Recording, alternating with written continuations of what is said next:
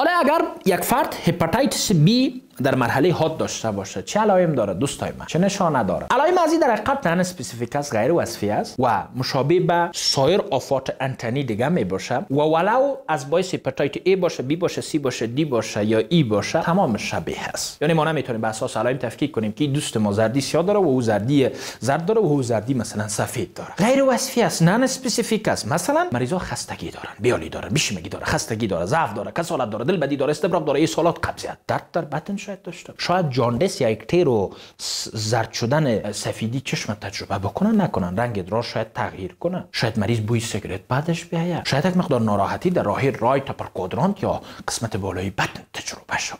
ولی قسمت اعظم مریضا اسیمپتوماتیک است، بی عرض است. در افغانستان هر کسی میاد پرسان میکنه زردی یا سفید سابق داشتی؟ میگه نه. چی خبر داری؟ خو نداره، علائم میشه نداره. قسمت اعظم واقعا امکان داره که هیچ علامه نداشته باشه. بنابراین یگانه چیزی که تثبیت میکنه معاینات خون است. خب دوره تفریق مریضی که است در حدود 6 هفته تا 6 ماه، اینکیبیشن پیریود 6 هفته تا 6 ماه. وقتی که ما مرحله حاد مرض تجربه میکنیم امکان داره علائمی که پیشتر گفتم داشته باشیم نشانه ها را یا نداشته باشیم. نظر به اینکه تو در چند سالگی گرفتید، در طفولیت گرفتید، در جوانی گرفتید، معافیت بدنت ایمونو کامپرومایزد است یا ایمونو کامپتنت است، آیا زیر دوای سرکوب کننده سیستم معافیتی قرارداری نداری، شکرداری نداری، زیر کام دوای دیگه هست که سیستم معافیت فرق کنه نکنه، نظر به این فرق میکنه. انظار پیش افرادی که معافیت خوب داشته باشن در مدت 2 تا 3 هفته مرحله حاد از بین میره و در کل مکمل سیر مرض 16 هفته و فوقش 3 تا 6 ماه در بر میگیره. 3 تا 6 ماه بعد به علیه هذی بدن آنتیبادی را تولید میکنه، سلها را میسازه، دنیا گل و گلزار. خودت فکر کو توسط خدا واکسین میکنی. رفت اشتراک.